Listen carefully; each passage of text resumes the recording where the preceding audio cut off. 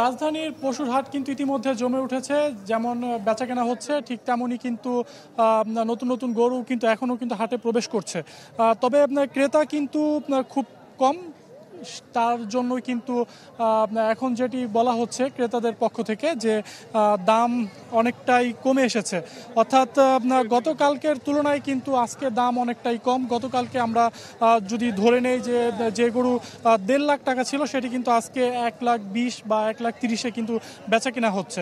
অপরদিকে বিক্রেতারা যেটি বলছে, তারা যেই গরুর লালন পালন এবং গো খাদ্যের বিষয়টি মাথায় রেখে তারা কিন্তু বলছে যে আসলে তারা সেই কাঙ্ক্ষিত দাম পাচ্ছে না। আর আরেকটি বিষয় সেটি হচ্ছে যে এখনও কিন্তু আর একদিন বাকি রয়েছে কোরবানির ঈদের। তবে বিক্রেতারা আশা করছে যে আগামীকালকে আরও ভালো বেচাকেনা হবে। এই ছিল রাজধানীর পশুর হাট থেকে সর্বশেষ।